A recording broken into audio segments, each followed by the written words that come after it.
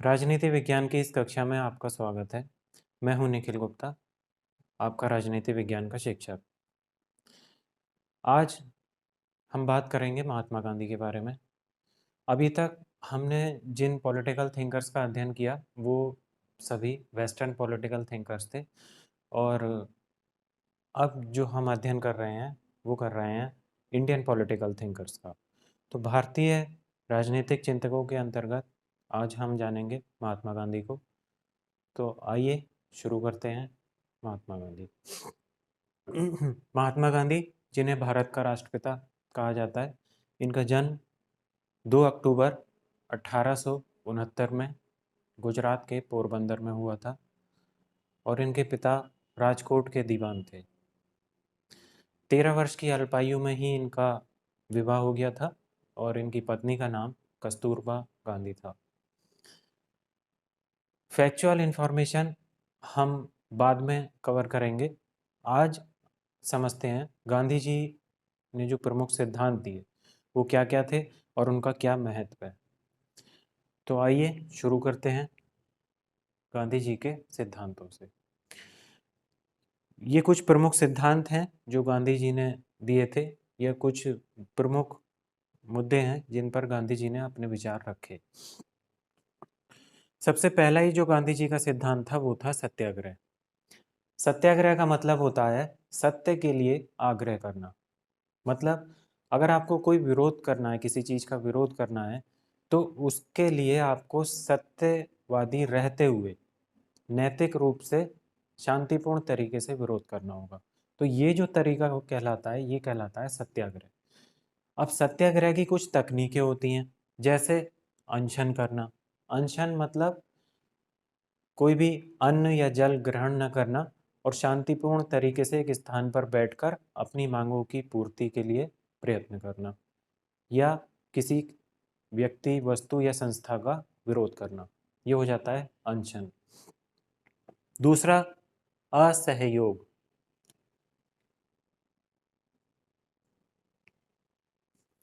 असहयोग का मतलब होता है कि किसी के काम में सहयोग न करना।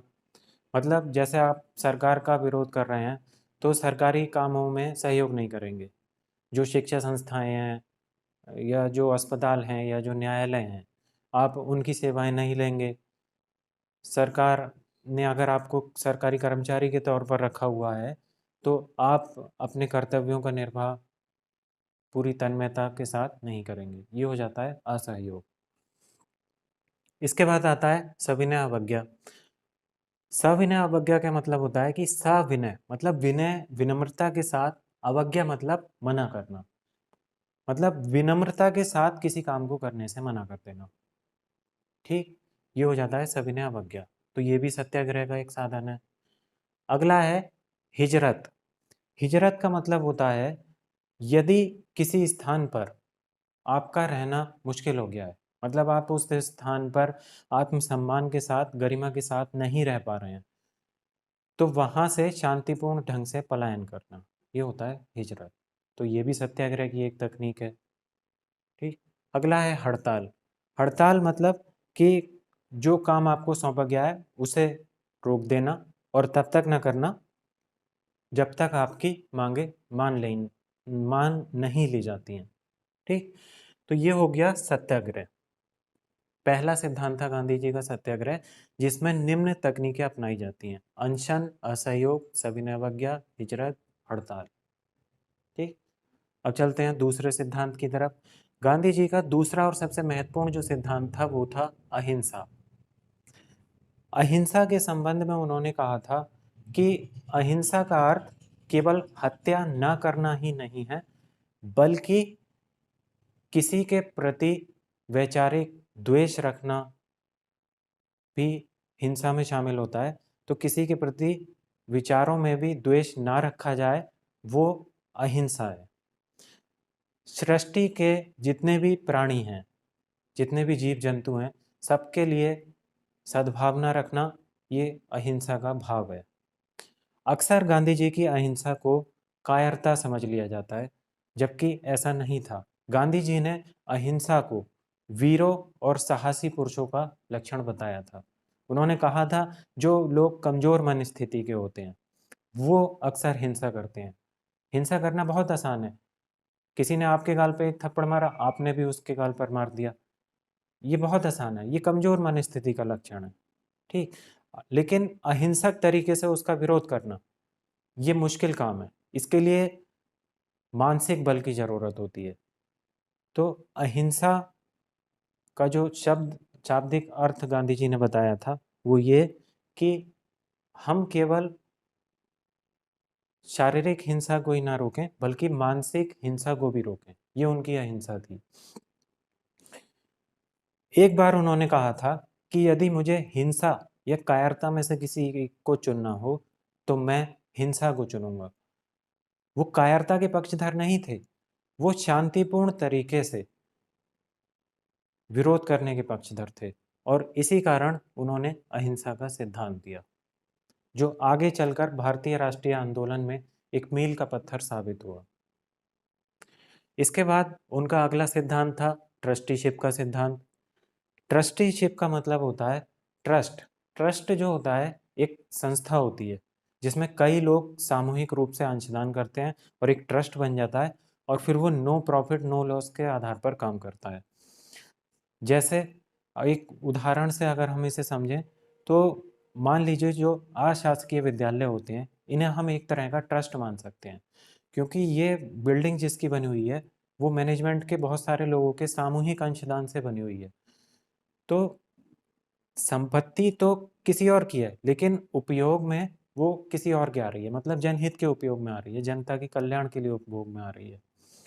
तो ट्रस्टीशिप का जो सिद्धांत था उसमें गांधी जी ने बताया था कि संपत्ति का स्वामित्व तो व्यक्तिगत रहे, लेकिन उसका उपभोग या उपयोग सामूहिक भलाई के लिए होना चाहिए। ठीक, तो ये था उनका ट्रस्टीशिप का सिद्धांत। ट्रस्टीशिप के सिद्धांत में ही एक शब्द या सिद्धांत उन्होंने दिया था अपरिग्रह का। इस अपरिग्रह का मतलब होता है कि अपने पास उतनी ही वस्तुओं को एकत्रित करना चाहिए जितने की हमें आवश्यकता है। यदि हम आवश्यकता से अधिक अपने पास वस्तुओं को एकत्रित करेंगे, तो इसका मतलब है कि किसी न किसी व्यक्ति को कहीं न कहीं उस वस्तु से वंचित होना पड़ेगा। ठीक? तो अपरिग्रह के अंतर्गत गांधी जी ने ये बताया कि हमें उतनी ही वस्तुओं को इकट्ठा करना चाहिए जितने की हमें आवश्यकता हो। अगला जो उन्होंने सिद्धांत दिया राज्य के संबंध में दिया, और उस सिद्धांत के कारण उन्हें दार्शनिक अराजकतावादी कहा जाता है। अब यहाँ पे एक शब्द आ रहा है अराजकतावादी। इसका मतलब राजनीति विज्ञान में ये होता है कि जो व्यक्ति ये मानकर चलते हैं या जो विचारक ये मान के चलते हैं कि राज्य को नहीं होना चाहिए, उन्हें अराजकतावादी कहा जाता है। तो गांधी जी एक दार्शनिक अराजकतावादी थे, मतलब वो मानते थे कि ये जो राज्य है इसे नहीं होना चाहिए। क्यों? क्योंकि राज्य बल और शक्ति पर आधारित संस्था है। ये मनुष्य के सर्वांगीण विकास में बाधक है। जब तक राज्य रहेगा, व्यक्ति की स्वतंत्रता का हनन होता रहेगा और व्यक्ति अपना पूर्ण विकास नहीं कर पाएगा। तो इस आधार पर गांधी जी राज्य के न्यूनतम कार्यक्षेत्र के समर्थक थे, और वो चाहते थे कि राज्य जो है वो व्यक्ति के जीवन में कम से कम हस्तक्षेप करे। ठीक, अगला सिद्धांत जो उन्होंने दिया वो था धर्म और राजनीति से संबंधित।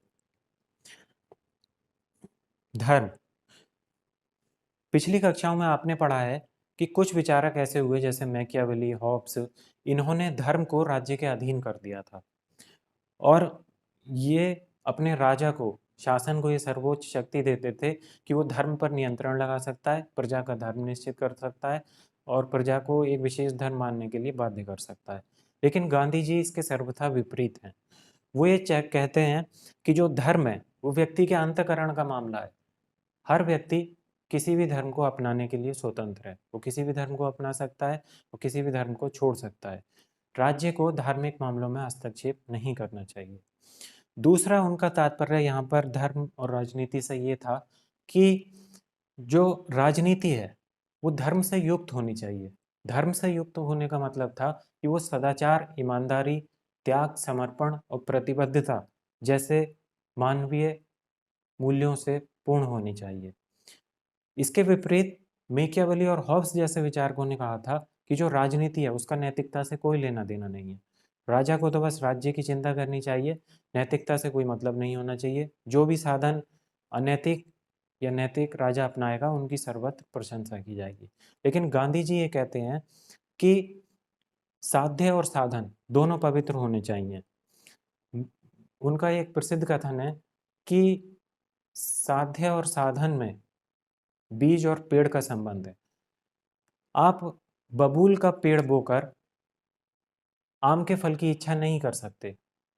तो यहाँ पर गांधी जी ये कह रहे हैं कि जो धर्म है और राजनीति है ये दोनों मिले हुए हैं और इन्हें आप पृथक नहीं किया जा सकता। जो लोग ये कहते हैं कि धर्म को राजनीति से अलग कर देना चाहिए, वो वास्तव में धर्म का अर्थ नहीं जानते। ये गांधी जी ने कहा। ठीक, तो गांधी जी ऐसी राजनीति के पक्षधर थे जो धर्म पर आधारित हो। अब यहाँ ये बात ध्यान रखने योग्य है, गांधी जी धर्म की तो बात कर रहे हैं, लेकिन वो धार्मिक अंधविश्वासों को बढ़ावा नहीं दे रहे हैं।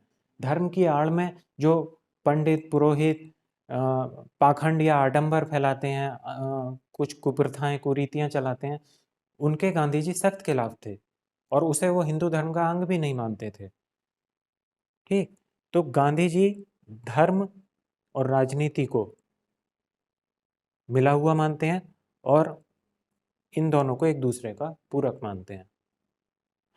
अगला उन्होंने सिद्धांत दिया था सत्ता के विकेंद्रीकरण का। राजनीति विज्ञान में दो शब्द आते हैं अक्सर, एक केंद्रीकरण एक विकेंद्रीकरण।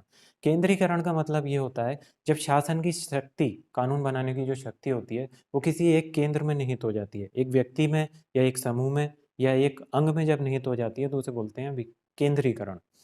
ठीक, इसके विपरीत होता है विकेंद्रीकरण, मतलब कानून बनाने की जब शक्ति कई लोगों में विभाजित हो जाती है, कई स्तरों में विभाजित हो जाती है, तो उसे बोलते हैं विकेंद्रीकरण।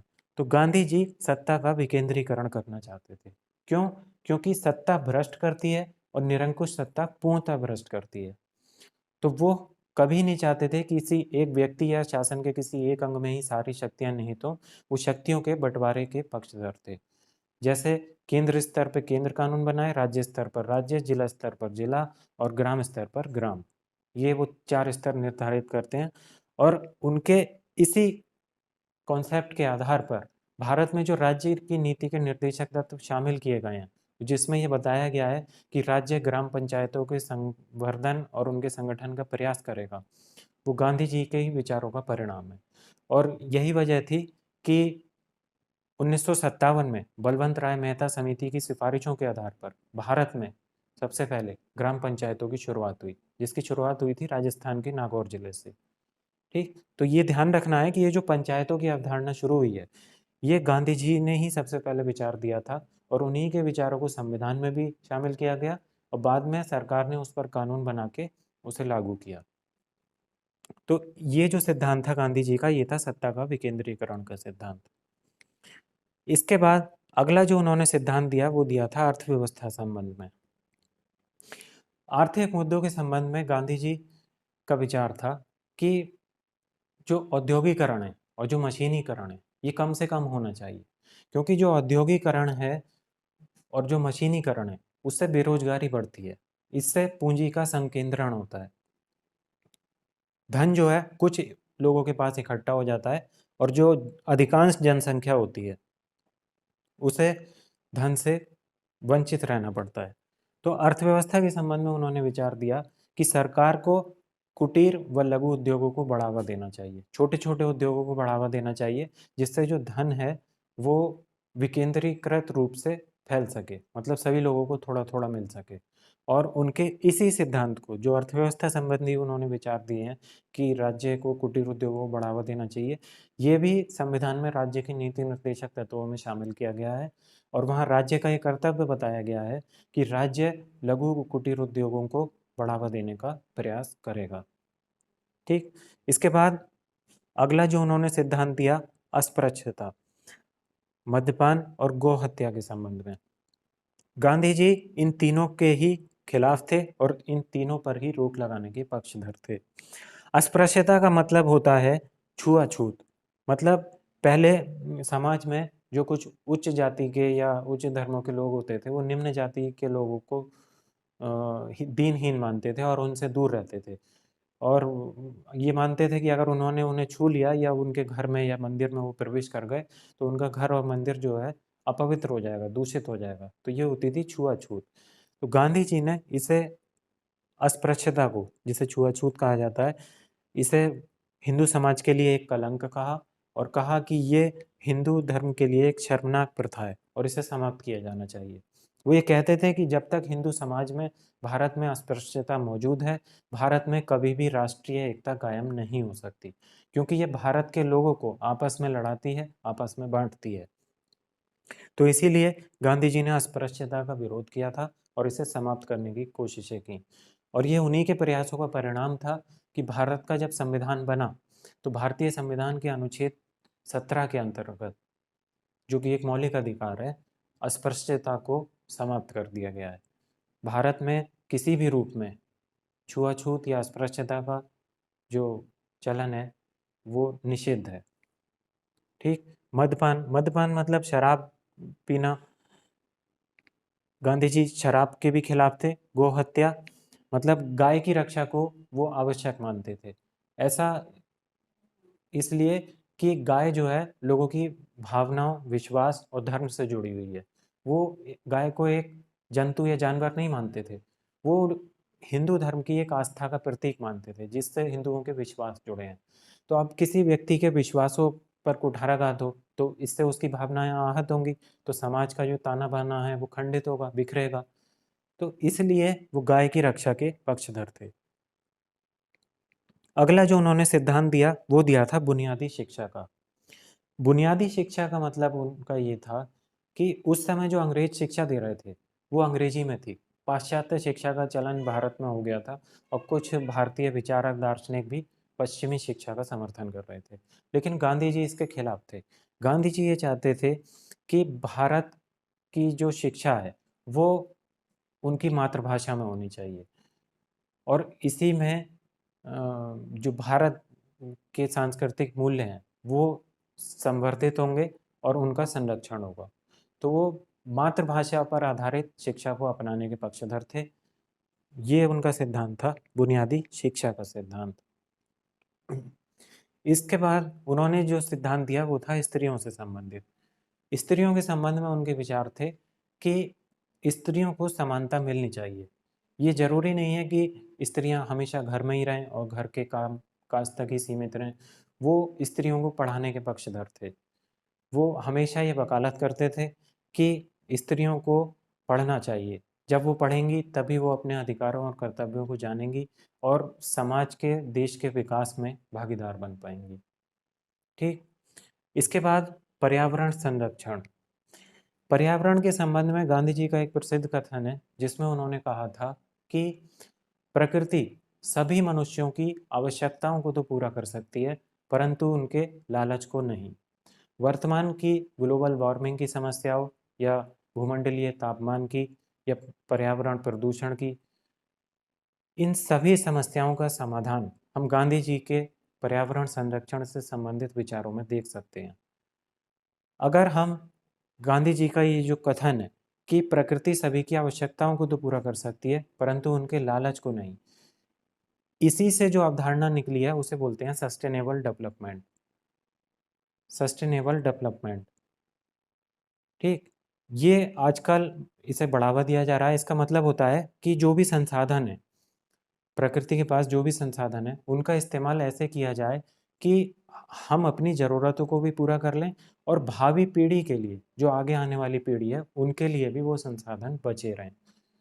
ये होता है सस्टेनेबल डेवलपमेंट। तो गांधी जी ने इसका जो प्रतिपादन किया था वो अपने पर्यावरण संरक्षण से संबंधित विचारों के अंतर्गत किया था। इसके बाद जो उनका एक अंतिम सिद्धांत आता है वो आता है अंतर्राष्ट्रीयतावाद के संबंध में, जिसे भूमंडलीकरण भी कहा जाता है। भूमंडलीकरण से गांधी जी का आशय ये था कि भारत का एक प्राचीन मूल्य रहा है वसुधैव कुटुंबकम, जिसमें संपूर्ण पृथ्वी को, संपूर्ण दुनिया को एक कुटुंब मानकर चला जाता है। तो गांधी जी अंतर्राष्ट्रीयतावाद के समर्थक थे, जहां वो किसी भी तरह के साम्राज्यवाद या उपनिवेशवाद के विरोधी थे। विश्व में अनेक देशों में चलने वाले जितने भी स्वतंत्रता आंदोलन थे, गांधी जी ने उनको समर्थन किया और वो चाहते थे कि जो ब्रिटेन है या जो पश्चिमी देश हैं, उन्हें अफ्रीका के या एशिया के जो गरीब और विकासशील देश हैं, उन्हें आज़ाद कर देना चाहिए। दूसरा, वो भूमंडलीकरण को अपनाना तो चाहते थे, लेकिन इस शर्त के साथ कि कहीं उसको अपनाने की वजह से हमारी जो परंपराएं हैं, हमारी जो संस्कृति है या सभ्यता है, वो ही खत्म ना हो जाए। इस संबंध में उनका कथन था कि हमें अपने घर की खिड़कियां तो खुली रखनी है ताकि बाहर से शुद्ध हवा आ सके, परंतु दरवाजों को बंद रखना है, कहीं ऐसा ना हो कि वो हवा हमारे इस घर का सारा ही सामान उड़ाकर ले जाए। तो गांधी जी इस तरह से भूमंडलीकरण को भी अपनाने के पक्षधर थे। तो आज के इस वीडियो में हमने देखा कि गांधी जी ने इन्हीं सब विषयों पर अपने सिद्धांत दिए और जिन सिद्धांतों के कारण गांधी जी आज भी याद किए जाते हैं। गांधी जी के ये जो विचार थे, उनकी मृत्यु के समय समाप्त नहीं हुए, बल्कि वो विचार अमर हो गए। नाथूराम गोडसे ने 30 जनवरी 1948 को गांधी जी के शरीर की तो हत्या कर दी थी, लेकिन वो उनके विचारों की हत्या करने में असफल रहा। परिणाम यह हुआ कि गांधीवाद एक पूरी विचारधारा बन गई जो विश्व में इस समय फैल रही है। यही कारण था कि विश्व में जब गांधी जी की हत्या हुई तो विश्व के लगभग सभी देशों ने अपने देशों के झंडे गांधी जी के सम्मान में झुका दिए थे। तो ऐसी महान शख्सियत थी महात्मा गांधी की, इसी कारण उन्हें राष्ट्रपिता कहा जाता है। तो ये था गांधी जी और उनसे संबंधित सिद्धांतों के बारे में वीडियो। यदि आप पॉलिटिकल साइंस या उससे रिलेटेड वीडियो देखना चाहते हैं तो मेरे चैनल को सब्सक्राइब करें। मेरे चैनल का नाम है निखिल सर एजुकेशन। वीडियो अगर पसंद आया हो तो इसे लाइक करें, शेयर करें, कमेंट करें। इस वीडियो में इतना ही, शेष अगले वीडियो में। तब तक के लिए जय हिंद, जय भारत।